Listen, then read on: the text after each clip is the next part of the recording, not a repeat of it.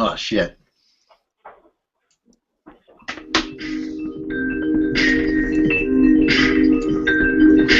This is the Oddball Show, a podcasting collaboration with JP Productions and Oddball Magazine.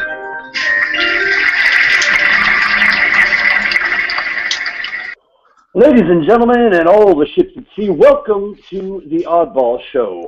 I am Prof, one of your dutiful hosts tonight, and I represent that Boston hip-hop entity known as JP Productions. My co-host, as always, is owner and driving force behind Oddball Magazine, Jason Wright. Jason, say hello to the people, please. What's happening? My name is Jason Wright. I'm chilling. I am the editor and owner and founder of Oddball Magazine, and we're happy to be back with the Oddball Show. Tonight's segment is cyberbullying. Right, Prof? That's right. We'll break that down in just a minute. Let me introduce everybody else that's on the line tonight. Also on the line is my partner in the lime, Juan Scala, a.k.a. Ivan De Jesus. Say hello, sir. Hey, what's up, what's up, everybody out there? How's it going? Excellent on my end. And our guest tonight is prolific and energetic artist and poet from Boston, L.U.C.C.I. Furman. A strong advocate of children's issues. We'll be diving into the issue of cyberbullying as well as his own artistic pursuit and his group, Art Without Ego. Mr. L.U.C.C.I., please say hello. L.U.C.C.I. L.U.C.C.I. Here we go. L.U.C.C.I. All right, well, we're going to work on L.U.C.C.I. here for a minute. See what's going on. I guess that sound check. Yep. L.U.C.C.I. Yeah, can you hear me? There he is. Hello. Welcome back. Oh, how you doing? I thought you guys heard me. We didn't hear you. No. Coming through loud and clear now, my friend. Welcome, and thanks again for being on the Oddball Show. Thank you for having me. That is a solid voice you got there, buddy. Solid voice. Thank you, buddy. Thank you. Wow. You could like read like Chevrolet commercials and stuff. You'd be like, whatever. What? Well, I'm surprised Rocky never did like a rock commercials. There we go. That's kind of what I was saying. Yeah, you beat me to it. Well, that was awkward. So, Prof, it wasn't that awkward. I'm not saying it was awkward. The silence was awkward, basically, what I was saying. You doing all right, my friend? You seem like you're a little nervous getting back. We are coming back tonight after a short hiatus for the Oddball Show, and we're thank you all for joining us tonight. And wherever you are listening, we're posting up all the pertinent links from our conversation tonight on both jp9productions.com and our social media on Facebook and Twitter and whatnot. So you can definitely check that out. But the place to find us right now live is at JP9 Productions on YouTube. This is Google Hangouts is an awesome way to do a podcast, and tonight is broadcasting live right through our YouTube channel. So go check us out there. That's youtube.com/JP9 Productions. So yeah, that's how to find us live. So yeah, we've been on a short hiatus the last, couple months through the holidays and whatnot. Had to redefine and see what we want to do with the Oddball Show, but we're really glad to be back. So yeah, Jason, how you feeling? You ready? It's freaking very exciting to be back doing the Oddball Show again. I'm glad that we have what we have here is we have good guests, we have good ideas, we have good topics, we have good sound effects that we have been working on. That is really the key to success with it. Sound effects really are the driving force of everything these days.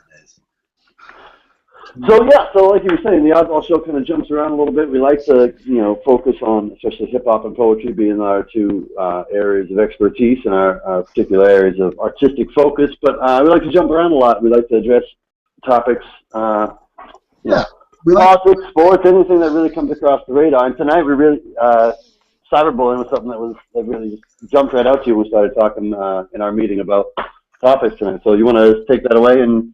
Yeah, sure. So basically, being part of Oddball Magazine means, the whole idea was the magazine for anyone who isn't anything, and basically, we have been blessed with a bunch of good poets and friends, and living in the Boston area, we have good friends, and one of our good friends is Lucci, who Lucci is just a dynamite individual, good friend of ours, and we wanted to bring him back. And we decided we would talk about cyberbullying because I feel like that's a very important issue in this new world that we live in. And I figured Lucci would be a good person to speak about it because he's, Lucci's an intelligent dude. He writes awesome poetry, and I guess he works with kids. So, take it away, Lucci. What's going on with cyberbullying? Well, cyberbullying, like any other form of bullying, is, my opinion, is just completely unnecessary. I mean, unfortunately, we live in a carnivorous type of world, so it's going to happen. It's bound to happen here and there. But I think the only thing you can really do with kids or even adults who are bullied to different degrees is I don't think it's enough to just teach kids not to bully or just teach kids to defend themselves, but I think we have to be able to do both at the same time. I think it's very important. Yeah. So how are the kids dealing with cyberbullying these days? Do you know? It's really unfortunate because a lot of them, there's been multiple suicides because of bullying, and there's there's been suicides. There's been, if they weren't depressed before, they do get depressed. There's kids that it's bad enough to go to school and you're confronted immediately physically from people, but then like now because of cyberbullying, they have access to scare you before you even leave the house. Oh yeah, yeah. If you think it was bad for us being bullied, now think about just anything you say on social media as a kid. Oh man, I can't even imagine how cyberbullying must be these days. Hey, Lucci. I got a question for you.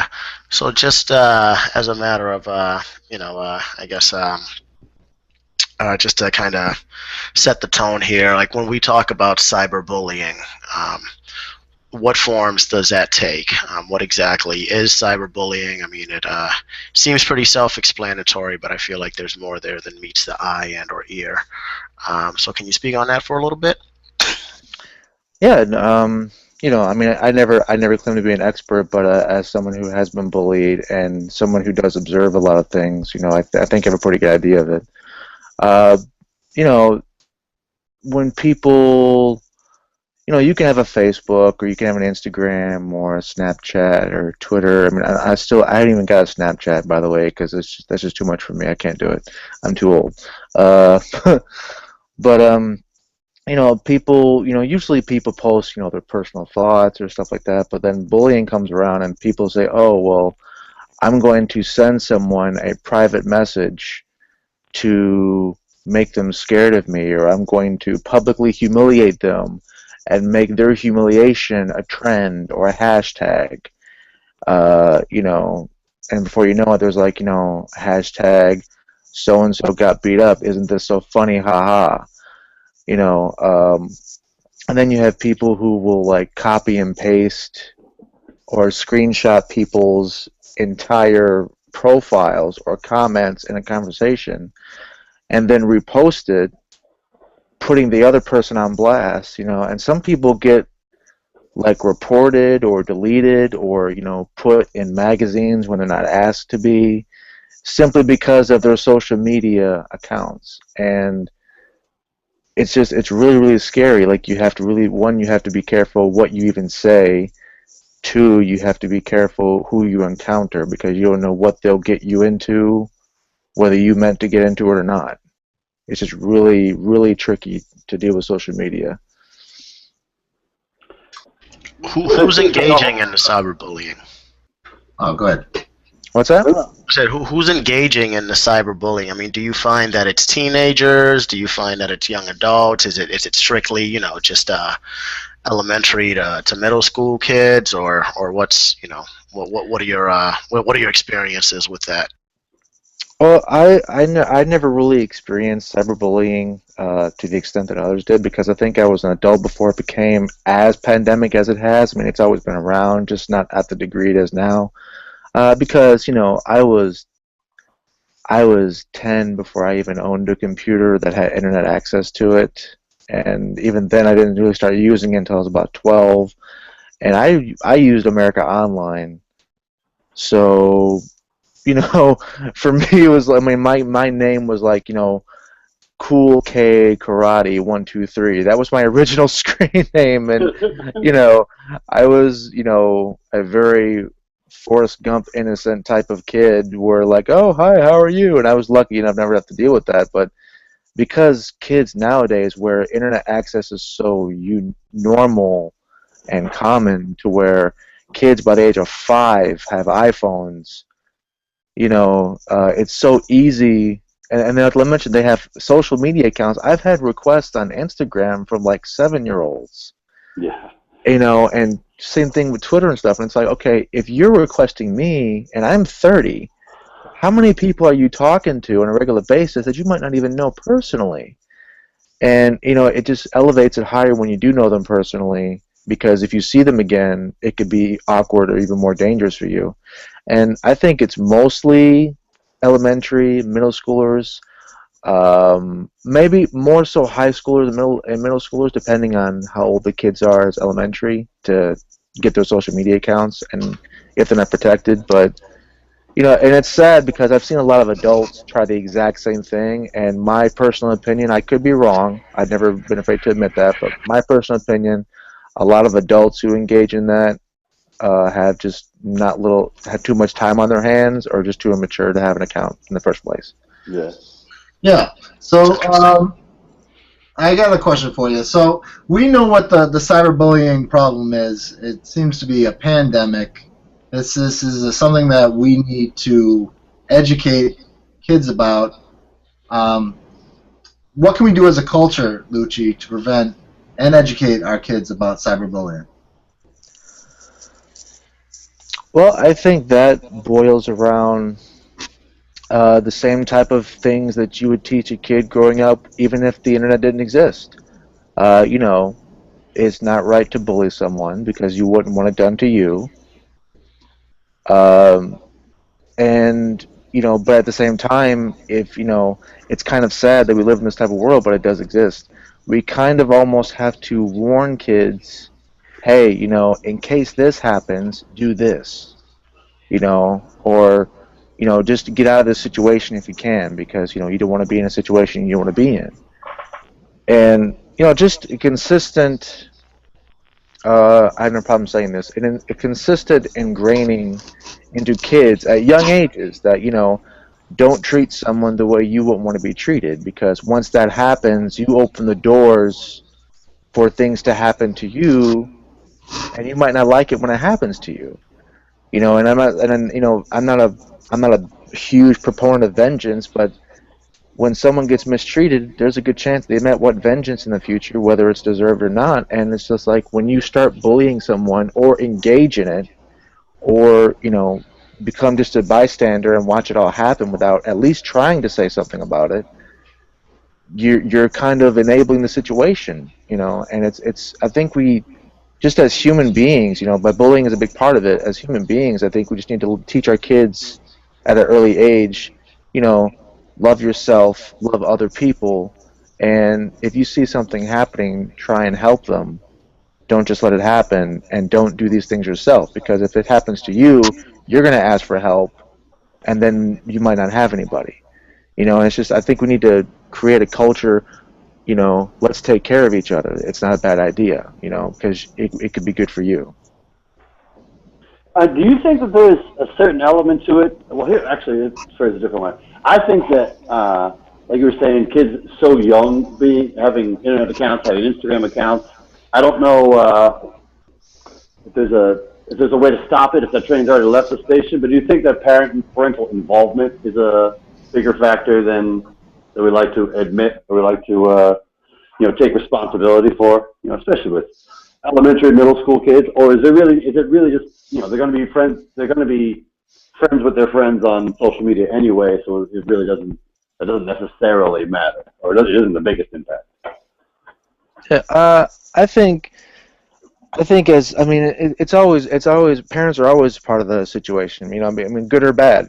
Parents, they're raising the kids, so of course they're part of the situation. I don't think it's necessarily if a parent, because I don't think it's fair to put an umbrella stance on all parenting, because all parents and all children are not in the same circumstances, or not in the same environments, or not the same type of people. So, I can't put an umbrella stance on that. But what I do think we could do is say, and if parents, and if you're a parent and you have a child or children, and you're aware and comfortable enough and engaged in your child's life enough to be able to trust them to a degree to handle that account, maybe, just maybe, because there are a lot of parents that do this. There are a lot of parents that put parental locks and stuff like that. I mean, I was a teenager and my parents had parental locks on my cable. Yeah. So it's like, if that can be done with cable, I've seen the options. It can be done for social media accounts too. There's options to where you can only talk to certain people, you can't go to certain sites and all that.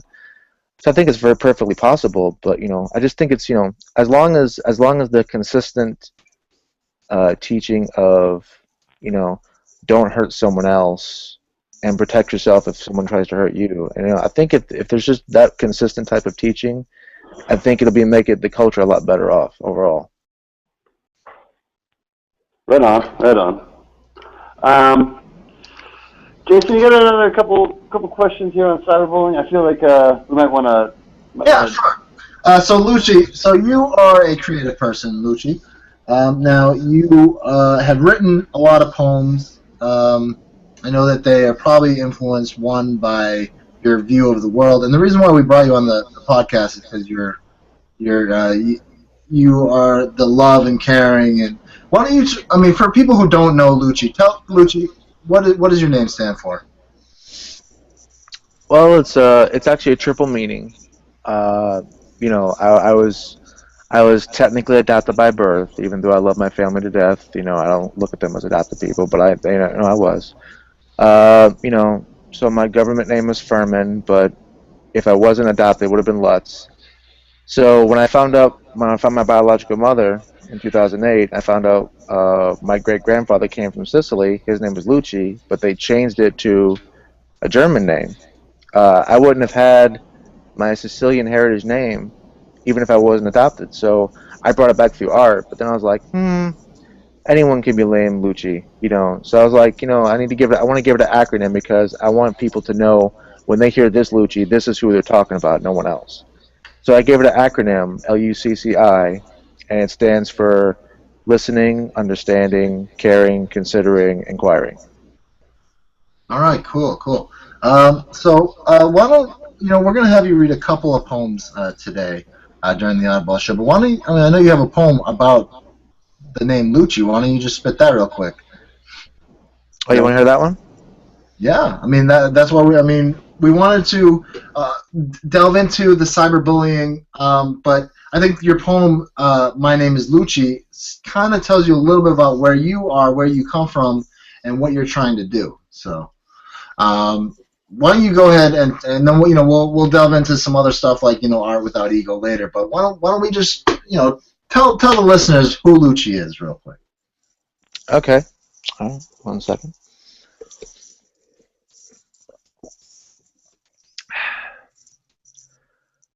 My name is Lucci. Not to be confused with Gucci or mistaken for Hoochie.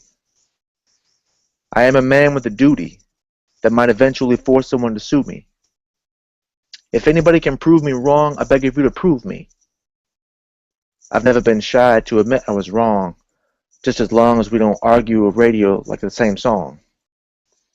My name has 5 letters, L.U.C.C.I. Each and every letter has a purpose I go by. Even though I wisely know I'm not the wisest, I can honestly say that I try to be wise. The first letter is L, stands for listen. Because I choose to listen to blues of the smitten who've been written into non-existence. I also listen to indifference and the happy. I don't care if their stories are scrappy, snappy, or even sappy. With nature is a major wager full of danger. You is to understand. Whether you're a woman or a man, I want to understand chances of circumstances getting better or worse. Did you get the job letter? Or were you cursed with a hearse? Understand doesn't mean justify, but I can let you know whether it will or won't testify. Letter number 3 happens to be C, stands for care. I care about anyone and everyone, anything and everything. You're a snob who's a con man looking down on a slob for a regular job? Ignorantly full of hate and doctor with every play in the way of debate? The love of my life or the first to pull a knife? Next letter, another C, consider. I have sedational consideration for the suffering who continue to buffer just to benefit another and care less the expense of a slave mother. I have consolational consideration for an animal or human, born to the shores of life they never asked for, taught from the core, close the door on the poor, keep asking for more and more. Letter number 5 is I, inquire. I inquire about the fire and ice within the tire, the wire, the dye, put on a flyer, I don't care, whatever it is, I still inquire for my knowledge to grow higher. Racially, socially, sexually, religiously, politically, historically, economically, even futuristically, I still inquire. Everybody has a story. Here's mine. Southwest Detroit till I was 14. Picked on and bullied just for being me. And shy as well as mad and sad. Unnecessary drama at home to feel even more alone. Experiencing images of interracial harmony until I kissed a different race but couldn't do so comfortably. Forced to look over my shoulder by people I loved and hated, by hatred I thought was outdated. Down south of Tennessee and Georgia.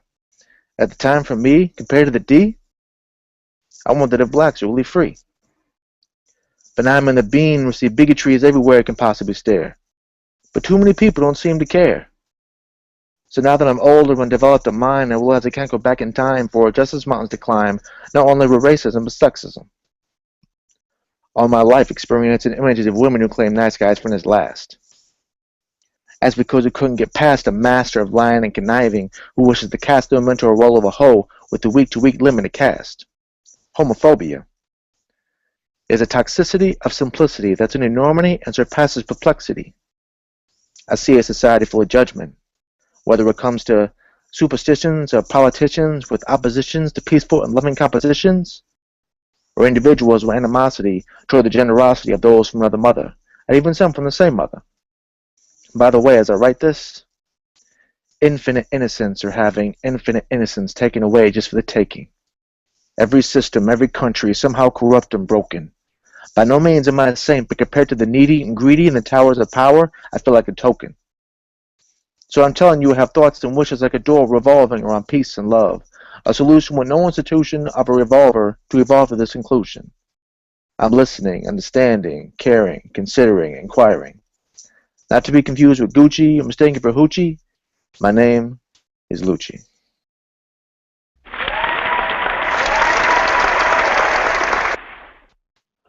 Very nicely done, my friend. Thank you very much. I do love that poem, man. It's really,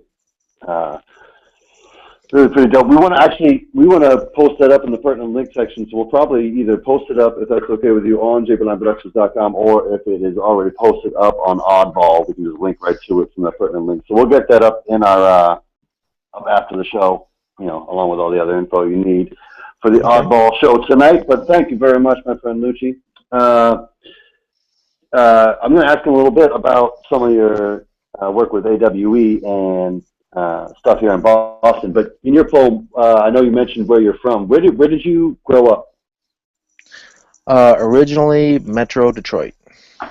Right on. And then you went. I'm sorry. Go ahead. No, just, and then by age 14, I went to Tennessee with my family. And then 7 years later, I went to Georgia for a girlfriend. Never again. And then in transition, I went to Florida for almost a month. And I've been in Boston. This is my 6th year now. 6 years. Right on, man. Because one of the things that I feel like I'm feeling or noticing a lot is a resurgence in some of the Boston art scene, especially, as far as underground hip-hop goes. They've always had a pretty... energetic hip hop scene, but it's never really been able to break through, and there's never been, they've been able to hold enough over from generation to generation. I feel like in the last couple of years, there's been a lot of great groups in Boston. So I wanted to ask a little bit about some of your work with AWE and whether you feel like, even in your 6 years here, whether the last couple of years have had that kind of resurgent kind of feel, something is coming through. But before we get to that, Jason, you on the line, my friend? All right, Jason's got a little bit of info on one of our sponsors. Yeah. So if you are in the Cambridge area, make sure to check out the Out of the Blue 2 Gallery at 541 Massachusetts Ave, located in Central Square, home of the Stone Soup Poetry Slam and our good friend Chad Parento. We just want to give a shout out and thank you to the Out of the Blue 2 Gallery for sponsoring the Oddball Show and being supporters of poetry, art, music, and basically creating an amazing scene in the Cambridge and Boston area. So we just kind of want to say thank you, and if you are in the Cambridge area, definitely check out the Out of the Blue 2 Gallery at 541 Massachusetts Ave in Central Square. And yeah, that's the realness, man. Lucci, you've been in the Out of the Blue 2 Gallery? You speak on it for a second. Oh yeah, it's a really nice place. I mean, it's been there for years, way before I even came to Boston. Chad's a wonderful host. You've been there plenty of times. I've actually featured there twice. I know a lot of other great poets and artists that have featured there as well. And every time the most mystifying thing about that place is every time you go there from week to week, it's a conglomeration of art. And it surrounds you. Like, you cannot get any more art in there unless you started just stacking more music and poems together in there, because it's just art everywhere. And each and every week it's different. Oh yeah. All of it is. And that's the only place I've ever experienced that at. And it's because usually, I mean, and it's not a bad thing. Like, a lot of venues, they have the same consistent art all the time, but that's one of the few places. I mean, maybe Haley House competes with that a little bit. A little smaller venue, but same concept. They change the art all the time, and to me that's even more beautiful. Oh yeah, definitely. I definitely got to say, TJ Edson, good friend of Oddball Magazine and Stone Soup, is doing a fantastic job with Tom Tipton and Mars Jupiter. Shout out to them. So we just want to give big ups to and thank you to the Out of the Blue 2 Gallery for what they are doing in the Cambridge area. So you were speaking on a little bit about Art Without Ego. Tell me a little bit about Art Without Ego, and why did you decide that was something you wanted to start online? Well, Art Without Ego started. I was literally just laying in my bed one day, and it hit me. This is about a year and a half ago. It's weird. It's weird now. I feel like I can actually say it's been out 2 years now.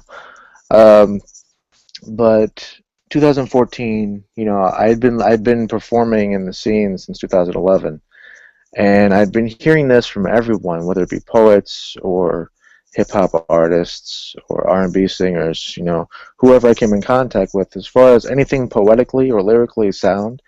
Artists just didn't support each other in Boston. I heard that from everywhere I go, from various venues, from various artists. And, not that I'm trying to be a savior here, but it just hit me well, I want to give a platform for everyone to support everybody at their own will. And I made it without ego. I called it Art Without Ego because I tell people this, human beings have let me down all my life. Art has never let me down one time.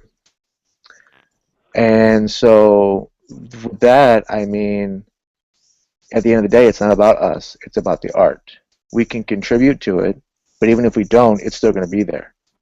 So why not help promote it as much as possible and have as many artists display their work, promote events, promote projects they got coming up as much as possible, as often as possible, because I've actually witnessed this. There's been people that have joined my group, or people who have asked around on Facebook, hey, who plays this drum, or who needs a beat and stuff like this. And I share those type of statuses in my group because, you know what, 700 people, someone's going to answer that call because there's people who need to meet and can help each other out, and that just makes it, that just makes the art more beautiful because collaborations that were never thought possible just make it even better. I mean, that's what it seems like to me, is that it's you're a network, really, is what, you're bringing people together. You're posting up a lot of different events around Boston. And I mean, it's literally it's 2 or 3 times a day that I got a notice from your group. So you're active, and that's great. Who were some of the more active people that are part of Arts Without Ego? Who are some of the artists that you post events from more often than not? Well, I usually post the events, and it's weird because I do most of the work from my phone. So if any AWE listeners are out there, if I haven't shared your events as events, it's because my phone doesn't allow me to share the actual event. So all I can do is if I see someone else share it, I can share it from their timeline. It's weird. My phone does that because sometimes I can only like or comment. I can't share. But sometimes I share the events. So I share a lot of songs, poems, paintings, photography, all sorts of stuff like that. African Man Born, I've collaborated with him, and some other people part of the group has. Bakari, African Man Born, A&B. All right, cool. He's contributed a lot to it, and I've shared a lot of his work. JP Loves It. She's a R&B singer. She's amazing. I saw some stuff from her today. She came across my feed. Yeah, Maria Michael. She's an amazing poet herself and model herself. Yeah, like there's a lot of various people, and here's the thing: some people have chosen not to be part of it once they saw what it was, or some people it's just too many notifications, and I understand that, because my group is for people who want to see that stuff all the time. So if you don't want to see it, or if it's not for you, that's okay. I'm not offended by that. I want the option to be there. That's why I made it. Yeah, right on. Are you able to get out to a lot of these events, or do you feel like you're just that the networking is really more I know you're friends with a lot of these artists, but it seems like it's a lot of events. I mean, how many of these are you able to get to? Well, my time is a lot more tied up than it used to be, so I used to try and go to as many as possible, to the point to where I was actually putting myself in a little bit of debt because of it. But so I've had to cut back on that now and focus a little bit more on work. Focus more on the Anna Meyer and Dancers group that I'm a part of. Actually just performed at the Lincoln Center in New York on Sunday. And yeah, I saw that you'd gone to New York. I was going to ask you what was going on there. Talk about that a little bit. What were you doing in New York? So it was an annual dance festival, and they hold it every single year. And so the group I'm a part of, Anna Meyer and Dancers, the dancer group, it's a collaboration of dancers with poets and sometimes vocalists and musicians. And me, Punk Rose, and Tufan were the poets of the group. And so we all performed our sets. It was APAP. And off the top of my head, I can't remember what it stood for. But yeah, it's a huge deal. Huge deal. And it was a showcase. It started at 4:30, and it didn't end until I think 8:30 or 9:30. And we had 2 sets in the middle of it, and it was really amazing. Really amazing. Man. Right on. How long have you been doing the dance group? Well, the dance group, I actually got introduced to it either early last year or late 2014. Right on. It's funny. I never thought I would lose track of time as much as I do since I've been doing stuff. When you're busy, that's what happens, You stop losing landmarks. It's easy when you're in high school or something. You can say that I was in this grade, or I was, when you're older, it's a little easier for time to zip by and for there to be fewer landmarks. Oh yeah. What was I just about to ask you? Oh, well, I mean, I think you bring up a good point, especially at the beginning, that Boston artists tend to keep their young. That we find in the hip hop scene that it's pretty contentious rather than like we're all going the same way. We're all swimming up the same stream, so might as well, you know, work on it together. I think that bringing people together the way you are, without ego, is definitely a noble pursuit. Is a valuable pursuit for sure. So one of the things I want to make sure we get in the pertinent links is some of those people, those artists that you were talking about. And did you guys film anything this week in New York at all?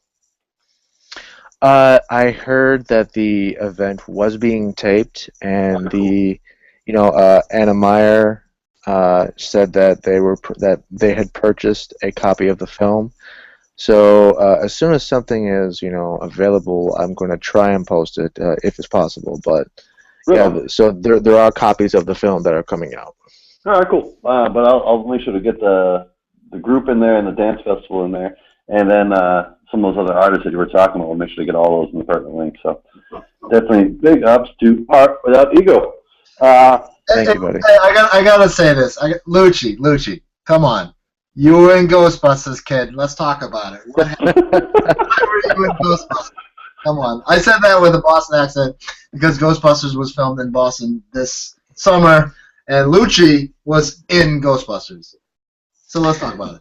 Yeah, well, just so you know, for those who might be looking at the Hangout screen, the photo that is up there is the one I actually sent them for the audition. So you say you were a ghost? Yeah, well, no, because I was literally going through my Facebook, and one of my connections that featured me one time, they're a media connection, and they feature different artists of different types and different events. And they said, Ghostbusters movie, looking for extras for a heavy metal scene. Send your phone number, your age, your name, and a recent pic. I sent the email with that photo. They called me the next day, and I was lucky I sent it when I did because they were looking for 600, and I was in the 500s. I mean, they upped the ante after a while, but I was just lucky. The number of people that they called back. Yeah, for people that they were looking for. So yeah. Everyone got a number, And it was amazing. I got paid for it. They fed us all day long. It was in the Wang Theater. It was nice. My girlfriend actually bought me shirt and pants specifically for the event. He bought cause my girlfriend's like a big fashionista, so she bought me like a nice black shirt and black pants, and she's like, yeah, you look like you're ready for a concert now. And I was like, okay, cool, So what can you tell us? What were they filming? Did you see the four badass chicks? Yeah, we saw the women. And they were all like cutting up on the stage. It was amazing, It was in the Wang Theater, and I can't give out details about the actual movie, but it was for a heavy metal concert. Awesome. And but it was a lot of fun. One thing I will tell you that it was really nice. The director of the movie. Yeah. I didn't get very close to the actresses themselves because that's for the Screen Actors Guild Union people because they got first dibs on that stuff.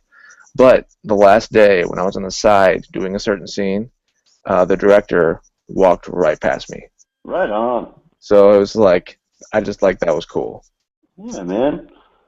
Is that your first time doing movie extra stuff, or have you done that before? Well, it was my second movie period. First time as an extra. The first one was from the Elijah Starr film Super Duper. It was a Boston-based film as well. I was an extra in like two different parts of it, and a main part in another. It was so. That one was for pure like independent artistry purposes.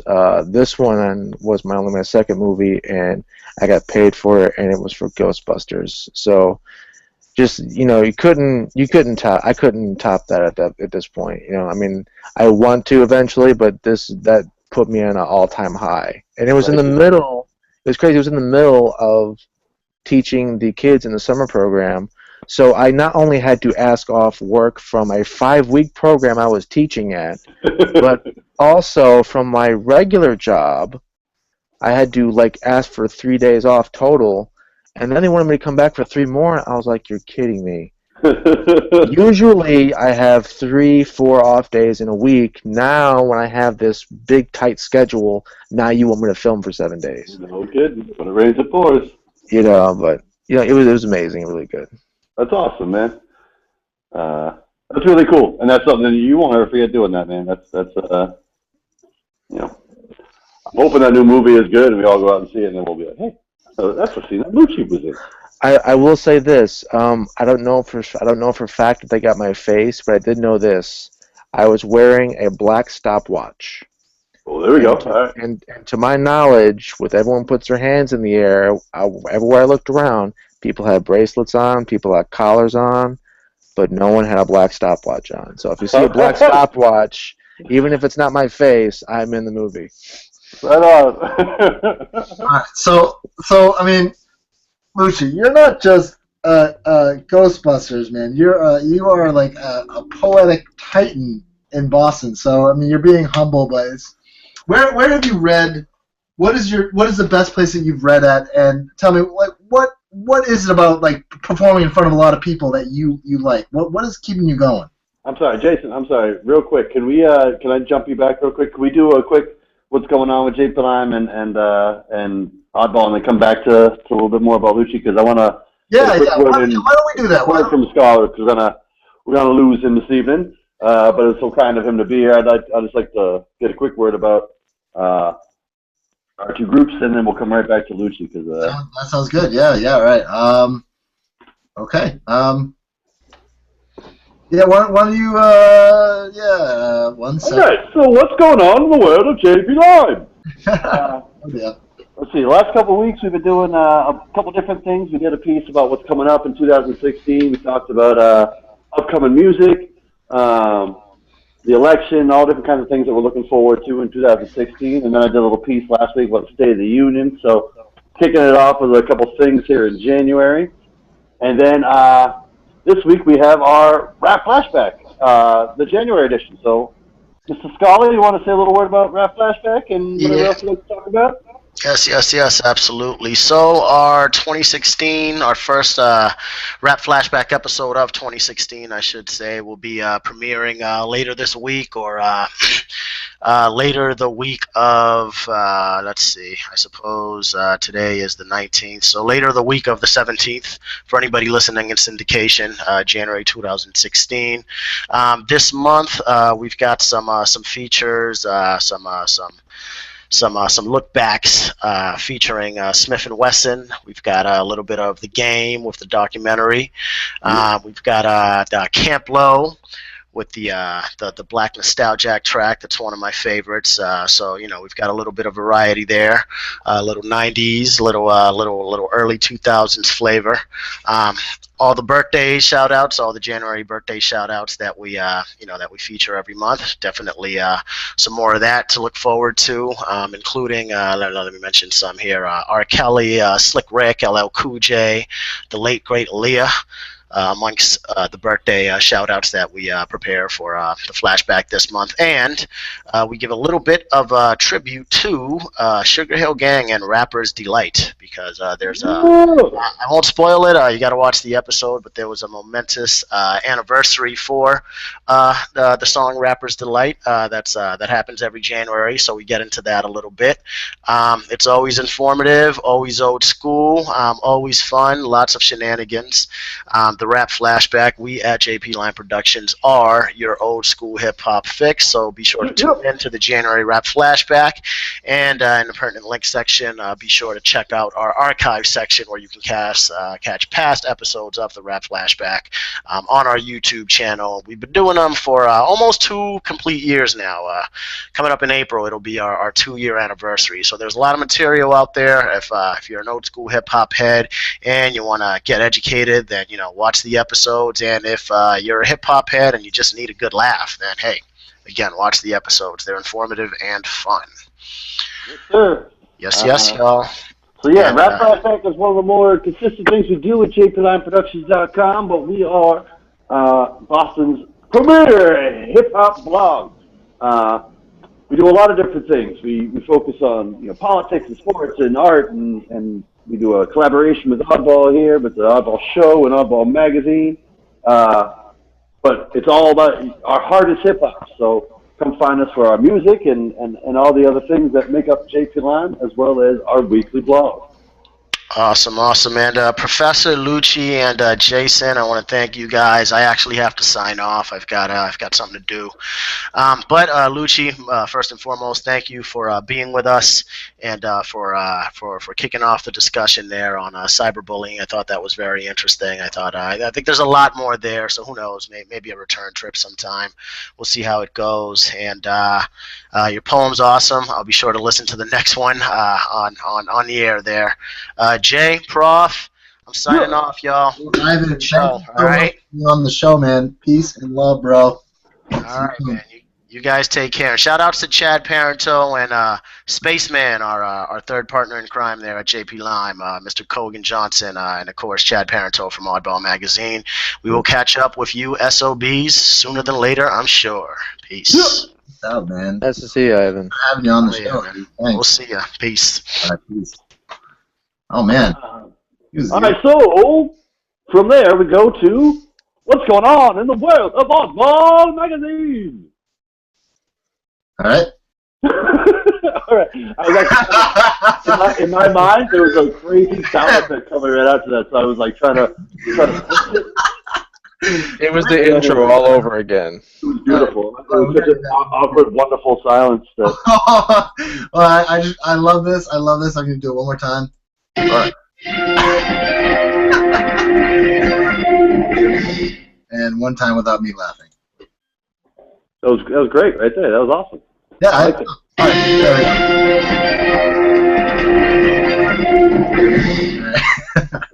All right. Mr. Wright, what is going on in the world of Oddball Magazine? All right, breaking news at Oddball Magazine. First, we had an amazing 3TV from Alyssa Marie, debuting her latest video, No Strings Attached, featuring Destiny Claymore. A great song with a super catchy hook and raw lyrics. Alyssa is a titan. Her newest album is called No Parades on Easy Street, and you can check her out only at Oddball Magazine. That's www.oddballmagazine.com. Also, we had a great pairing of art and poetry with Nick Romeo and TJ Edson, who is our good friend over at the Out of the Blue Art Gallery, too. And, of course, we had our good friend Andrew Bourne and a pretty amazing poem he wrote called Fatback, and that's 74th poem from Andrew. His 7 times column is a great fit. It's eclectic, it's raw, he's an amazing poet, and his poem Fatback is great, so check that out. Also, we had Liza Zayas and her amazing column, The Underground Garden. She's an amazing poet. Prof, we got to have her on the show sometime, man. She is an amazing poet. She does so much for the Boston community, and she is constantly killing it at Oddball Magazine. Let's do it, man. Get her on the line. Definitely. And we also had, James Van Looy, who he puts up his stuff. He has his very interesting column called It's All One Thing. He's written 114 of those for us. He is a amazing poet. That was a good one this week. What was that called? That was a good one. What'd you say? That was a good one this week. Oh yeah, The Disappeared Sign. Very good. That was Very awesome. good. Oh man, he's so good. It's poetry, history, politics, and even sometimes he breaks out into song. And then if you like politics, we also have Janet Cormier and her Bamboozle No More. Her social commentary was called Water Tainted by Racism and Politics, which is an interesting read. You want to check that out. Awesome. So we had, I know we have a lot of stuff. We had a poem by Susan Deercloud, which is an amazing tribute for Martin Luther King Day. It premiered on Monday with Alyssa Marie's 3TV. Plus, we had The Odds by Bill Harvey, which is, if you don't know The Odds, that is a comic strip that Bill Harvey, just a funny guy, he writes a comic strip for us. It's called The Odds. It's making the serious delirious. And, of course, we had you guys, I Twisted JP. Yep. What Awaits in 2016, which was definitely, got a lot of hits. It was a weekly sampling of you guys over at JP Line Productions, talking about what awaits you guys in 2016. And then, today I wrote my Jagged Thought 108, Till No Compliance, which was kind of like a song, and I wrote it today, and it's just, Till No Compliance. And it's by my alter ego, Man the Storm, which is like my music and stuff. So that That is what's going on.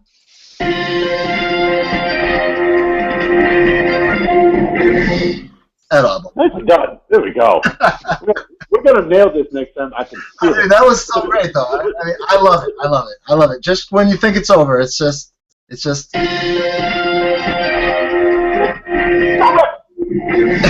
so awesome. It's great. So we're actually coming down to the end of our hour here in the Oddball Show. Do you want to have Mr. Lucci do another poem? Do you want to ask him? I know I cut you off a little bit on some of the questions you asked him before, or I have a little. When we do the closeout, one of the things I was thinking about doing is a list of 10. I have 10 questions to close us out. If we want to. Great idea. Great idea. Why don't you? Okay. Do you want to have Lucci read a poem, or do you want to do the 10 questions? No. Let's do both. Let's have the 10 questions. That sounds good. All right, cool. Well, Lucci, down for another poem, my friend? Sure, buddy. Sure. All right. All right, Lucci. Hey, we want to thank you for being on the show, bro. You are a really great friend of us, and we only wish you the best in 2016. I appreciate that, guys, and same to you both too.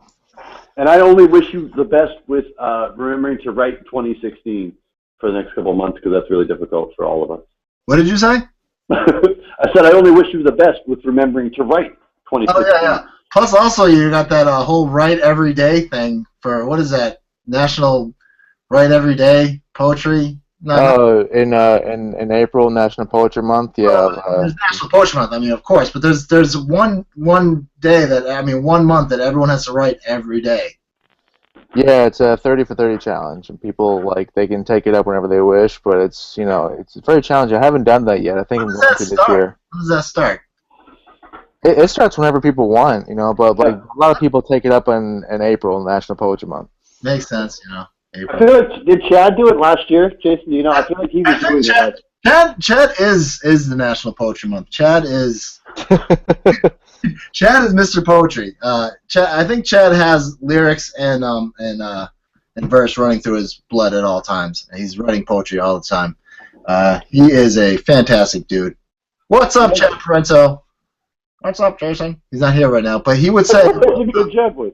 That was my Chad voice. No, Chad has a way better voice. I miss Chad, actually, but he's not feeling well today. But your question was about his poetry. Yep, I think he did it last year. I'm pretty sure he did. And he also has that Stone Soup Croutons thing that he does now all the time, which you should check out on his blog as well. But that went off topic. So, Prof, reel me back in. What are we talking about? That was good. We were just letting Lucci get his poem prepared. Lucci, you got your poem prepared? You got your poem on? Yeah, I do, and it goes right. It coincides right with the cyberbullying topic even more so, I think, because a big part of being able to resist bullying is loving yourself, and that's what this poem is completely about: is self-love. Very nice. What? All right. Go ahead. So this is called "Do You."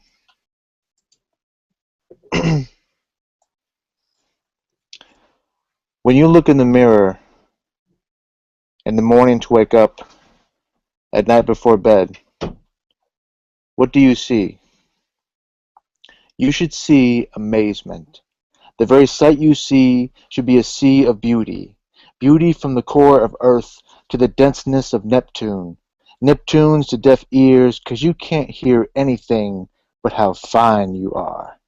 You can't taste anything but the sweat from blood that pumps out that heat, 'cause reflecting your reflection is a turn-on like a light switch.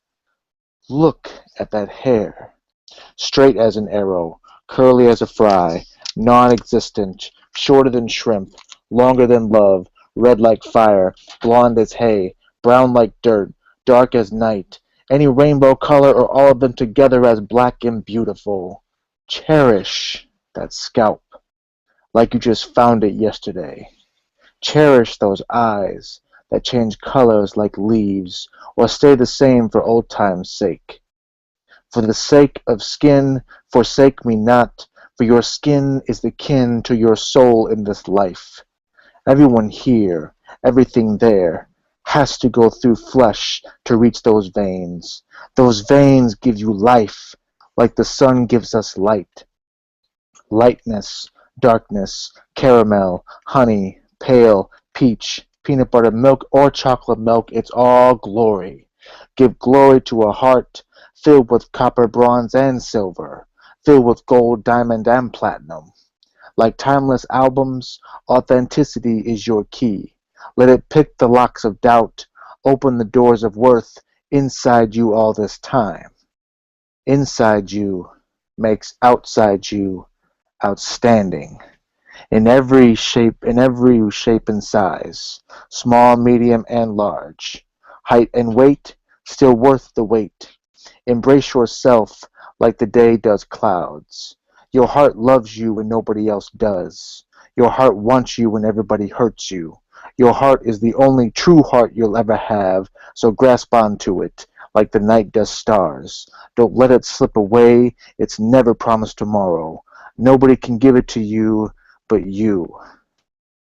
When you look in the mirror at night before bed, in the morning to wake up, what do you see?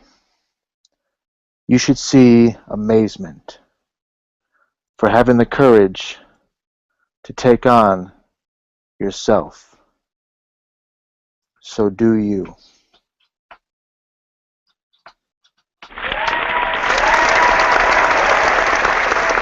Yeah, buddy. That was nice. L.U.C.I, you got style, man. You got style. You got charisma.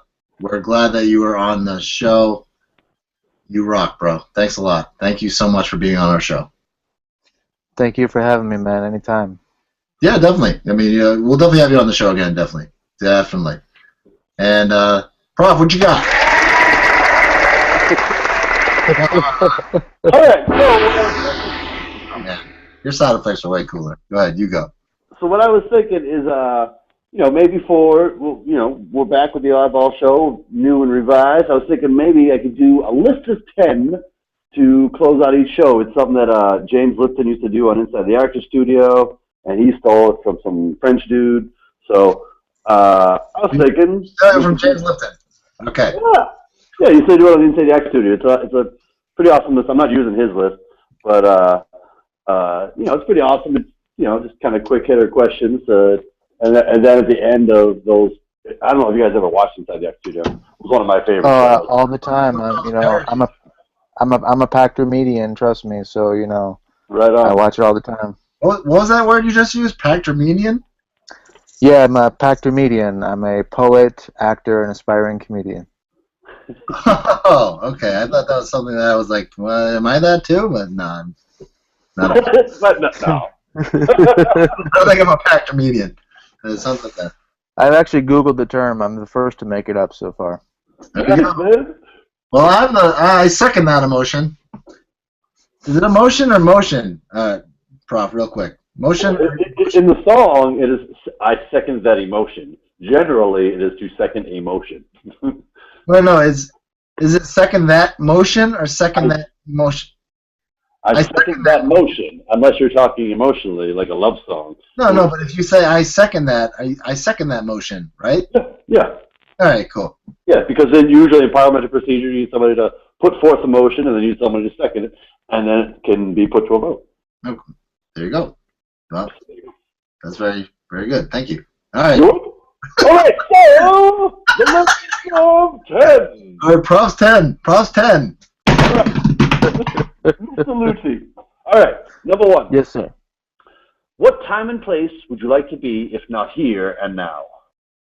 Ooh. The beginning of time. Ooh. All right. Interesting. What is the greatest advice you've ever received? I was given this years ago, and it was from an old friend, and this is one of the many mantras I still keep. Life has enough stress as it is. Why add more to it? Very nice. Mine is wear pants at all times. Overrated. I distinctly disagree with that theory. All times. Sorry. Just wear pants. I would say wear pants as little as possible. That would actually kind of be more my motto. Yeah, pants are overrated. Necessary. Jorts. Wear jorts. All right, number 3. superpower be? You know, either to be an actual chameleon, you know, like a Mystique, either that or a rogue to be able to survive anything because all I'd have to do is touch them when I take their power. So you'd be an X-Men, not a Batman, not a Spider-Man, not a DC comic. You'd be Stan Lee's X-Men. Yeah, I mean, here's the thing: Wolverine's the coolest, you know. But as far as survival, much trouble with those adamantium claws. I know I would just flip shit. I know I wouldn't be able to control it, and I would just go, adamantium claws at the dentist or something, just pissed off, or I don't know, at the dentist. I not at the dentist, but the adamantium claws wouldn't work in normal society. But I could see how whatever you just said would work. Yeah. Yeah. You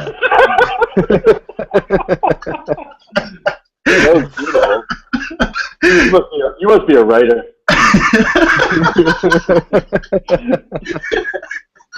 All right, number 4. He's giving this deep analysis. That's what it is. You know?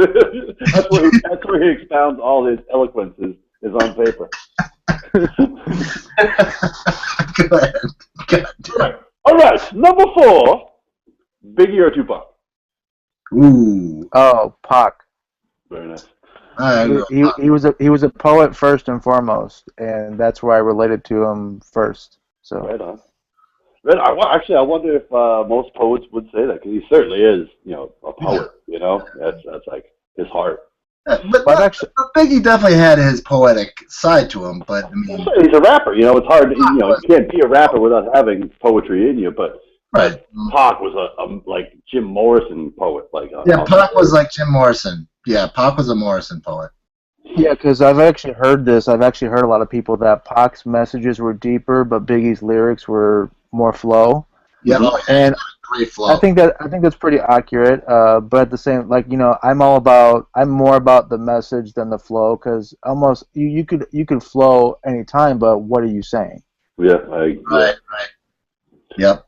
I think it is the central battle that hip hop is having with itself right now, or it has been for like 10 years. Is you're an awesome lyric. You can bend words in crazy ways. In ways that would make medieval poets jealous, but you have almost nothing. Yes. I mean, medieval poets are so jealous of what we got today. Oh man. I'm just saying, you can bend words in crazy ways, make awesome rhymes, hit crazy meters, but you have almost nothing to no substance to it. So. Yeah, medieval poets were like, if I don't write in meter, they're gonna tar and feather me. I mean, it's not, the king is gonna kick me out of his kingdom if I don't write a Petrarch sonnet. It's not like that anymore. You can go crazy with the rhyme scheme. Oh yeah, and sometimes all it takes is an addition or subtraction of just one letter to a word. Yeah, it's crazy. That's why I love it so much. It's awesome. It's like a puzzle in a lot of ways. Can you rhyme Parmenion with something real quick? What's that? Parmenion? Was the word Parmenion? No, it's Pactor-median. Pactor-median. Pactor-median. Rhyme that.